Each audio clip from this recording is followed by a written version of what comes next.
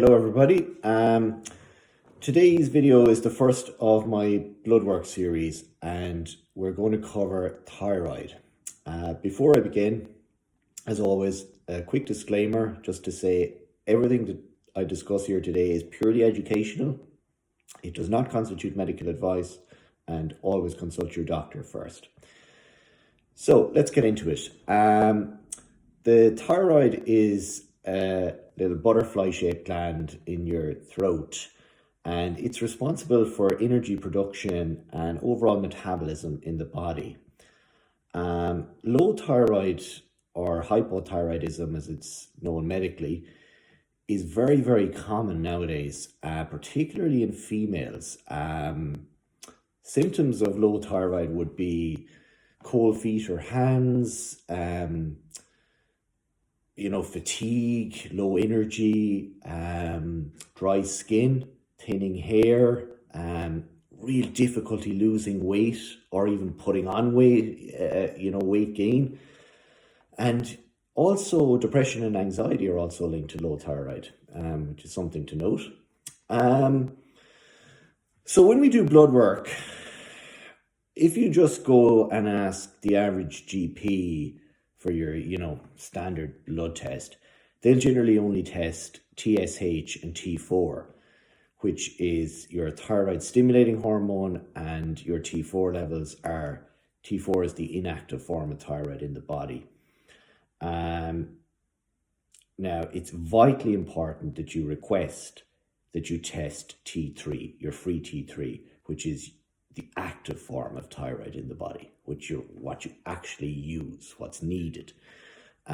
So what happens is T4 gets converted into T3. That's how it works in the body. So you need to know what you're working with. So let's go through the different markers. So TSH, your stimulating hormone. This is a signal that comes from the pituitary gland in the brain to tell your body to produce more or less thyroid, depending on what it needs. Similar to how it does the same with luteinizing hormone and follicle stimulating hormone for testosterone production. So the range for TSH is somewhere between 0 and 5.5. Now, as I've said in previous videos, ranges are the average Joe nowadays. The average Joe is far from optimal and far from healthy. So you need to take ranges with a pinch of salt, because being in range does not mean you're healthy. In fact, if you're at anywhere in the extreme ends or of ranges, you have serious issues. So if you're anywhere above 2.5 to 3, it means your thyroid's under pressure. It means your TSH is raised, which is it. What that's saying is that it's telling your body, produce more thyroid, we need more thyroid. It's under pressure. Something is wrong. But of course, they'll say, oh, you're in range, you're fine, until it keeps going up and up and up, and it's gone above the range and you're in serious trouble. So I like to see this below 2.5 in a healthy individual. Now, if somebody is taking thyroid medication, this will be really, really low. It'll be, maybe between 0 and 1. Because what happens, similar to testosterone, when you take exogenous thyroid, the signal goes back to your brain to say, oh, we've loads of thyroid here, produce none. So, you know what I mean? So it turns down that your TSH level to very, very low, because it doesn't need to produce any, because it's incoming into the body. So that's how that works. So the other marker, as I said, T4, which is the inactive form, which then needs to be converted to T3 in the body. The range here is largely irrelevant because it doesn't really matter. It's inactive. It's basically how much of that is converted into T3 is what really matters. So let's look at the golden goose, which is T3, your free T3. The range here is between 3 and 7. Now, again, if you're anywhere below 5, you're low. you need to be above 5 and, close to 7 or above really to be, firing on all cylinders, so to speak, and have a good active thyroid.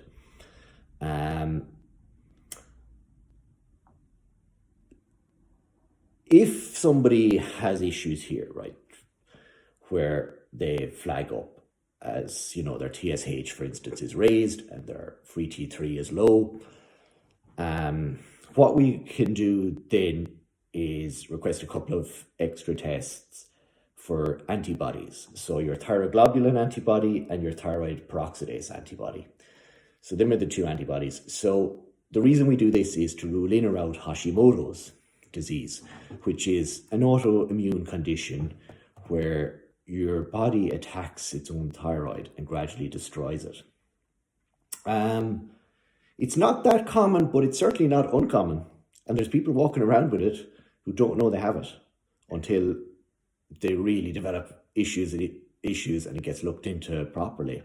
So it's something to, as I say, to rule in, rule out for certain. So if, for instance, that's ruled out and we're like, what else do we look at? There's one other marker which is hardly ever tested and very difficult to get tested, and that's reverse T3. With reverse T3, so T4 gets converted to either free T3 or reverse T3. Now, reverse T3 is a good indicator of the amount of stress your body is under. So what to look at with reverse T3 is the ratio of reverse T3 to free T3. And when you divide one into the other, you want that ratio as an athlete to be about 20. If it starts dropping, below 15, it means that you haven't enough free T3 to combat the level of stress your body is under. So, it is a good indicator, particularly of, the level of stress your body is going through and, where you need to be and have you enough T3 to cope with that. So, yeah, I pretty much covered the different tests there. So let's now look at the treatments for low thyroid. Now, the most common treatment is people get prescribed levothyroxine, which is T4, the inactive form of thyroid. Now, the major issue with this is it's the inactive form.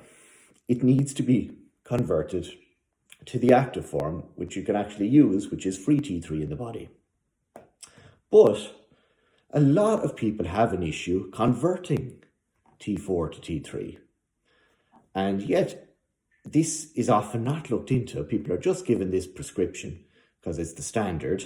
I've seen this prescribed by doctors who haven't even checked the person's free T3 levels, which is insane. And then the person comes back and they get on, they're on 50 micrograms or they're on 100, and then they go to one, they keep putting it up. But it's irrelevant. If it ain't getting converted, it's useless. And this happens. And then the person does not they feel even maybe worse on the medication that they felt off of it. And they're going around and, it's very, very common, unfortunately.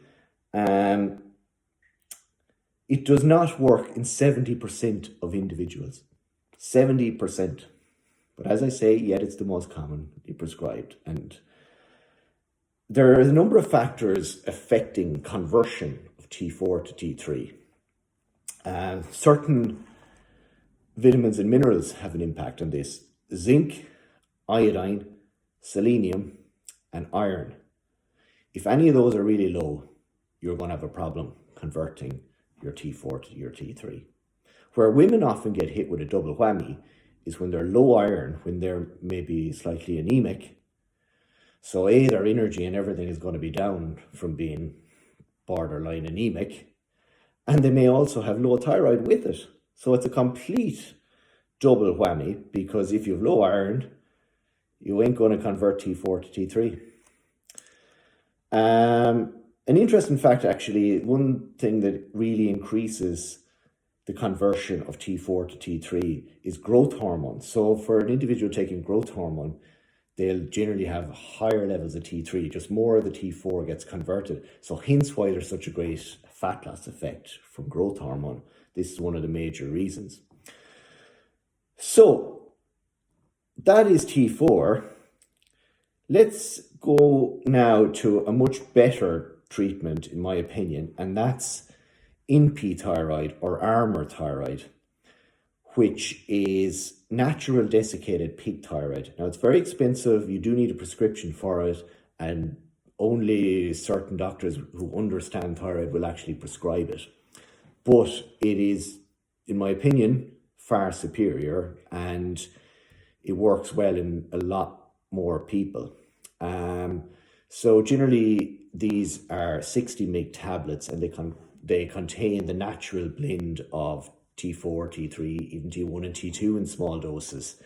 I think a 60 mg tablet gives, I think, 38 micrograms of T4 and 9 micrograms of T3. You know, the dose may vary. You have to kind of work with your doctor to find that right dose for you. It could be anywhere from 1 tablet to 4.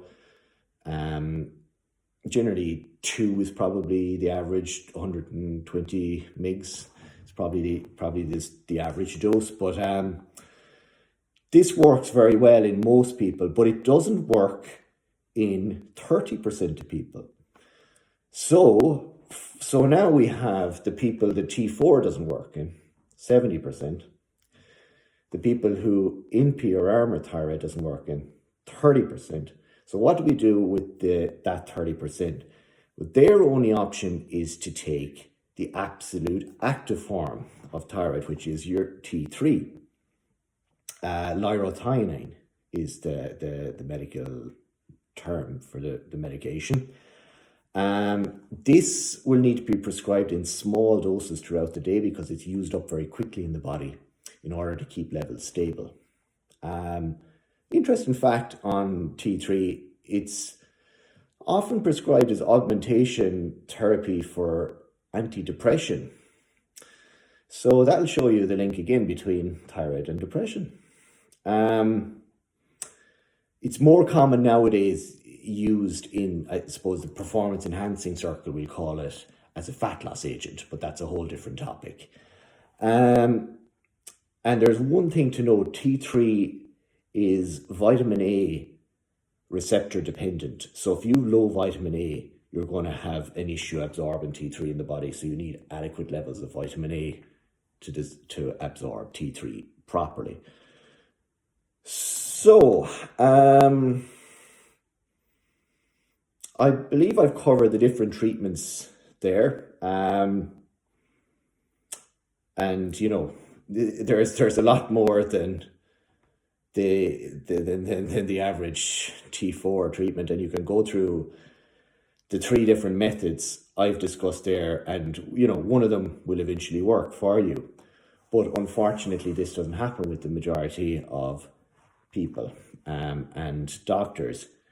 Like, as I said earlier, it is very, very difficult to find a doctor, particularly in Ireland anyway, it's been my experience, who understands the thyroid in detail. I've only found one doctor in this country who I deal with personally, who, you know, really understands thyroid. And one of the big reasons he got so passionate about thyroid was because many years ago his own daughter had a miscarriage. And when they, you know, looked at all the reasons and her bloods and stuff, eventually they found that the cause was low thyroid. So there's a major link between low thyroid and A, an inability to conceive, and B, an inability to hold pregnancies or suffering from miscarriages with thyroid. Now, so many people do not understand that. So many women are spending piles of money on different fertility clinics, etc. And this may all be solved by looking into their thyroid in further detail and getting them proper treatment. He personally takes great pride in the amount of women who've come to him and, you know, have now been able to conceive and have children as a result of fixing their thyroid. So I cannot believe how this information is almost kept hidden. Like it's just, mind-boggling. So look, as I've discussed, thyroid health is vitally important in the body. And if there are any areas that hit home with you, please do reach out to me, send me a message, and let's have a discussion, and hopefully I can help you.